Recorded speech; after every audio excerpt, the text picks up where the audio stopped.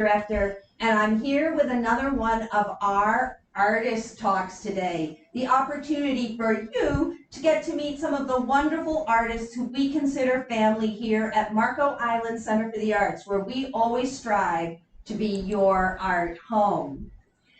Our guest today, one of my absolute favorites, I know I say it every time, but I really, really mean it this time, is a friend from my book club. That's how I first met her, Diane Shagott, who is an artist as a expert and magnificent milliner. Hello, Diane, welcome.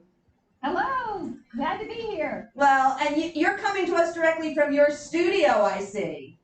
I am. You can see I've got lots of supplies. And lots of hats, lots of work going on there. Now, Diane, the first thing I want to talk about is that you are going to be doing a very special virtual workshop for us here at the Marco Island Center for the Arts. And part of why it is near and dear to my heart, and we are so grateful, is that Diane approached us about this, and this is a fundraiser for the Marco Island Center for the Arts. So when you sign up and take the workshop, not only are you going to have an amazing time, you're going to learn how to create something so beautiful that Diane's going to talk about, but you are going to be supporting Marco Island Center for the Arts during a time now more than ever that we need your support. So Diane, tell these people about this workshop. Okay. Well, as Hyla said, it's a fundraiser. So 100% of your tuition goes to the Arts Center. That is a way that I can give some of my skill and try to help the Arts Center. So one of the things that we use in millinery a lot is ribbon. And we use it as trims for hats, and we use it for headbands, and we use it to line hats, but we also can fold it and make cockades. And this is a ribbon cockade that I put on this little vintage hat block that I've made. So I wanted to think about how could I share something that I do in millinery where a lot of people might be interested in doing it. And ribbon cockades are so beautiful because they were used on to accent people's ranks in military ranks. They were also decorative on uniforms, but they were very popular throughout history. So I've taken ribbon and folded it so that this becomes a cockade. And I put a vintage earring in the middle, just something to think about. You could put a button or an earring. And then the next thing you know, you dress this up to a beautiful way to make a Christmas tree ornament. And this is something that you are going to do. Hyla's got one. I made them for a fundraiser last year for a Christmas tree. And they're a great way to make ornaments. You could use it as a way to decorate your table and have one on every plate as a take-home souvenir of Christmas if you wanted to do that. And they're also a great way to decorate packages. And then after they open the package, they get a beautiful gift as well as what's inside the gift because they'll have a nice ribbon. So you can use all types of different techniques, and we're going to go over about 3 different ways to fold ribbon cockades during the class. It's going to be on Thursday, October 29th from 10 to 2:30. We will take a half-hour break for lunch, and I think that everyone will have a great time. If you can just even thread a needle, I can walk you through how to make a ribbon cockade, and you're just going to have so much fun. You're going to make them out of all kinds of things. So there's a brochure, and they're available at the Arts Center. They're also on my Facebook site, Hats to Die For, that's D-I. And I think the link is also on the website for the Arts Center so that you can sign up for there as well. It's $70, and your donation goes directly to the Arts Center. And we would really appreciate it. Diane, let me ask you, do people have to get supplies ahead of time? And if so, what supplies do they need? That's a great question, Hyla. You're going to need some ribbon, and you're going to need 2 lengths. I would say 1-inch ribbon, 7/8, 1 inch, maybe 1.5 inches, but you'll need 5 yards of the 1 inch or the smaller size. And then you could have a 3-yard of 1.5 inches if you'd like to try a bigger one as well. But that's going to give you plenty of material to be able to make 3 cockades, and we'll work with that. So when you sign up, you'll need scissors, obviously, little scissors to snip the thread in the color of your ribbon, and a needle. There's not a lot more supplies to use other than that. So are we gonna need like a button or an ear, that pretty, like, you know, that when you put the really pretty decorative stuff in the middle? Should we search through our button boxes so that we have something glamorous to put in the middle? Absolutely. Search through those button boxes. You can see this is just an old, this is a vintage button that I've had for a while, and they just can come off and look really great. So old earrings, buttons, you name it. They look really great. And I suggest the bargain basket. Very good if you're on Marco. Of course, we're reaching out to a much broader audience because we're talking to all of our friends on Facebook and on YouTube. So even if you're not on Marco, remember, this is a virtual workshop. So you just go to our website, www.marcoislandart.org, and click on our all events calendar, and you're going to see this workshop. Click on that workshop and buy your ticket, because it is limited to how many people? It's limited to 15 people. So you don't want to miss out. Right. I want to have some time to be able to check in with each person and make sure that they got the concept. We don't want to lose anybody. And we already have people from California who signed up. So make sure you sign up. These seats are going to go quickly. Absolutely, and I'm going to be there with you. Normally our tech extraordinaire, Patricia, who is actually behind the scenes making all of this happen today, is actually going to be running somebody else's class. So I'm going to be running your workshop, so I'm going to be with you all day. I'm going out and buying some ribbon. I cannot wait. I am going to make my own cockade that I can add to my cockade Christmas tree that I already have. So please. Absolutely. Look how cute that is. Oh my God, with the leopard, I love that. Oh my God, that's so cute. Yeah, I'm stopping at Michael's or Joann's or wherever I can get ribbon today. So Diane, becoming a milliner, tell me a little bit about how you got into this. Oh, that's a great question. So I've been able to sew since I was probably about 8 years old, and my mama was a tailor.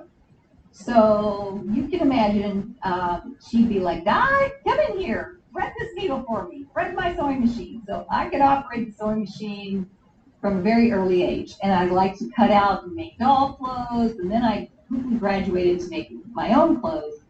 I never took home ec. I think that's one of the reasons that I just loved it. So fast forward many, many years, and I still had a sewing room in my house, and I enjoyed sewing a lot of different things. But you have to understand, I'm a Kentucky girl, and I grew up in Louisville. So one of the best days of the year, not only was Derby, great, but Sunday after Derby was like the wonderful pictures of all the fabulous cats that had been to Derby were in the paper. It was just the best day ever.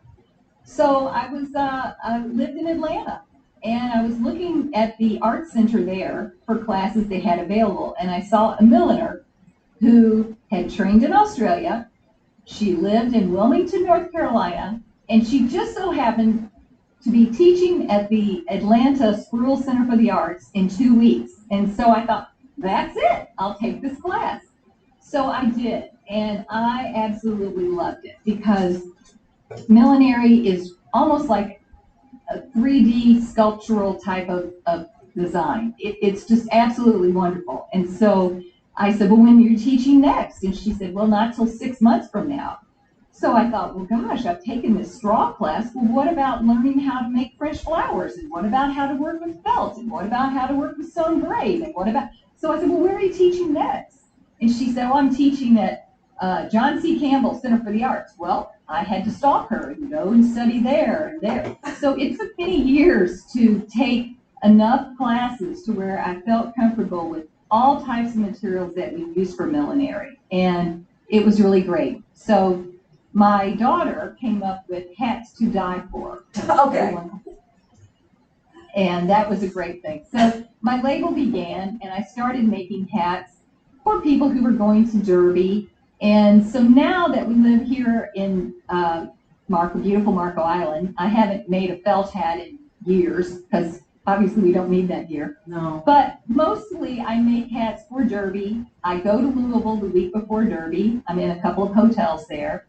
And then I also make a lot of hats for Hats in the Garden. And so, but you add brides and you add people going to weddings and luncheons, all types of things. So in effect, people come and people commission you. It's like the way people commission artists to create paintings. People are really coming and commissioning you for their hats, which are in and of themselves works of art, correct? It could be considered that. It's interesting because some milliners like to just make hats in a vacuum and then have them for sale. I like to work with the customer. I love it when they come in and say, here, I'm thinking about this dress or this dress. Which do you think would be better? And then we try on hats. I have a lot of hats in the shop. I have a shop here on Marco. It's not a store, it's a shop. I have a showroom in my workroom. And so it's by appointment, but everyone's welcome to come and visit my workshop and see me in action anytime they'd like, if they just give me a call. But I like it when they say, let's figure out which shape works best with my head, my hair, my build, my dress, and let's create something that is most flattering to you. And that is just so fun for me to be able to really help them down that road to where they feel the ownership of, they've created that, they've designed it. So it's really fun.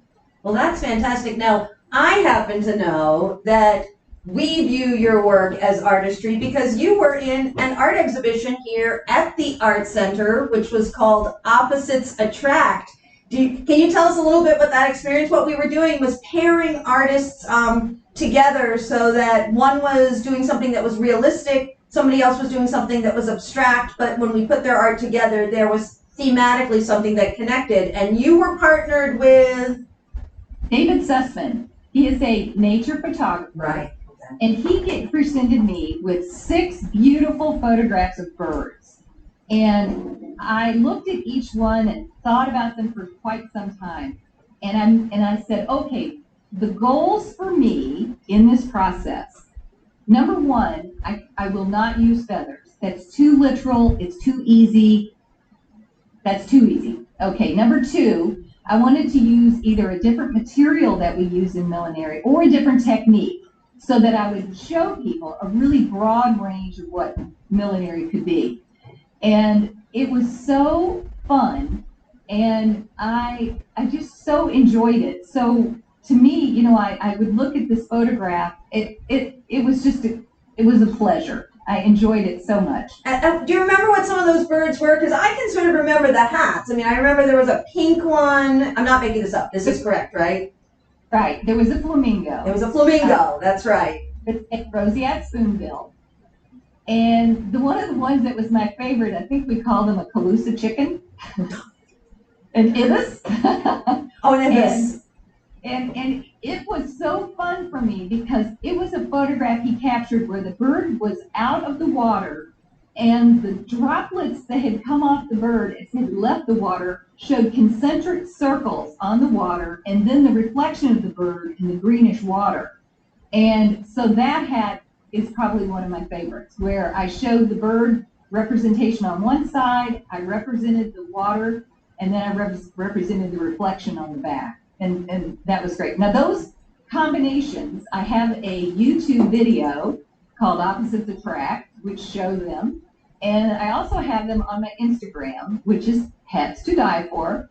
And you can scroll down through Instagram and you'll see them because it's a split screen with the photograph and the hat. And you can get a good look at what they really look like. No, they were beautiful. I can still remember them. And that's got to be 2 years ago, maybe? It was an October exhibit because it got canceled one year because we had problems. Was it with Irma or with the gallery? So we had to move it out a full year. The artists were just wonderful about that. So we were really very lucky. Well, I happen to know, one of my favorite stories about Diane is that when I was in Paris a little over a year ago and was going out to dinner with a couple who were friends, and I was talking husband and wife, and I was talking to the wife, who is a hobbyist in the world of millinery arts. And when I started to talk about a friend on Marco Island, she immediately knew exactly who it was, and she was so excited that I knew Diane Shagott and Hats to Die For. It was like Diane was a celebrity in the world of millinery arts. I think that's a fair assessment. So have you been teaching? I mean, I know this is sort of a weird time and people have been locked in. What have you been up to besides, you've been working and creating hats, I know, but have you done any teaching as well, and maybe some virtual teaching? I have done a virtual class. I've done a few, and I've taken a lot of virtual classes this summer, and in the spring and summer, and it gave me the opportunity to study with people in England, in London, and also in Australia, and a woman from the Netherlands, and it's just been terrific. So it is a small world. When we all log on, we're like, oh, hey, how you doing? What's happening? You know, that kind of thing. But it has really expanded my skills during this time when, you know, you could just say, well, I don't have any business, everything's canceled, Derby's canceled, I'm all locked down. But I've used that opportunity to really learn and expand some of the things that I can do. So it's been really fun. Well, we are incredibly lucky to have an artist of your caliber with our studio here on Marco Island, and the Arts Center is blessed to have you as part of our family, and we thank you so much for offering this workshop and sharing your talents to help support the Arts Center. Now, I have one last question. My question is, who or what has been an influence on you in your work as an artist, in your work as a milliner? Well, I would say, first of all, the first instructor that I took a class with, Jan Witowski, her label is Amuse Artisanal Finery, and I have learned so much from Jan. We're friends, and she was my mentor, so as talented as she is in one direction, I'm kind of the opposite. She's very free flow and very creative in that way, and I'm a little bit more structured and rigid in some of my designs. So it's been a great balance, and I would say that it's been a great friendship, and we've done a lot of things together. We've done a lot of derbies together. We created a learning environment together called Millinery Meetup, and so where we brought in instructors from all over the world. So it's been a great collaboration with someone who's just a very good friend. Oh, well, thank you. And again, we are so excited about your workshop. If you're out there and you're listening to this, go right onto our website, www.marcoislandart.org. Go to the all events calendar where you see events and click right through, because we would love for you to have a chance to be a part of what is certain to be a memorable and really, really fun experience. So again, what's going on here at the Marco Island Center for the Arts? We are doing a lot virtually. Diane's class will be virtual. We're coming to you, talking to artists virtually, but we are doing a few things with very small groups on site, and tomorrow night at 5:30, we are going to have professional concert producer and promoter Charlie Bloom here with us, talking about the fact that there's no business like show business. So if you've ever wanted to learn about the professional music business, I think we still have a few seats open. Again, everybody is socially distanced. You do have to wear a mask when you come in, but it's going to be a really fun evening and a presentation where you really will learn a lot. And Charlie is so fun, and he's worked with everybody from Frankie Valli to Michael Jackson, so he's got some great stories. And while we're talking about Charlie, he's also going to be back with us on November 11th doing another presentation called Backstage Pass, because through his professional career, he also was a theater producer and presenter. So we're going to learn a little bit about what goes on backstage in the professional theater, and I'm excited about that. Lastly, I've been telling everybody about our event page. Do go check it out on our website. We are going to be kicking off our musical interlude series with Patchouli and Terra Guitarra on November 5th at 5:30. And I have actually reached out to all the people who have ever attended any of our musical interludes concerts over the last couple of years, and we're doing a little poll about whether people want us to run the concert inside in the gallery, which we normally do to make it an immersive art experience, or whether we're going to move outside into the courtyard right in front of our building and have it outside so people can spread out. We are going to ask people to continue to wear their masks, but as long as it's a nice evening, it might be something different, and I think a lot of our patrons may feel safer. So let me know what you think. My email address, you can go on the website and find me, or give a call, 239-394-4221. My name's Hyla, and let me know. Concerts, inside, outside, inside, outside. I want to hear from you. Diane, thank you so much for coming and speaking with us today. Thank you so much for doing this incredible workshop for us as a fundraiser. We cannot thank you enough. And most importantly, thank you for being such a wonderful friend and member of the Arts Center family. Mwah! Love you, my friend. Everybody out there, will be back on Thursday with artist and teaching artist Phyllis Pransky. She not only teaches on site, she is now part of our online teachers. So come on back, join us at 4 o'clock next Thursday. So until then, Hyla Crane saying goodbye for today. Take care, everybody.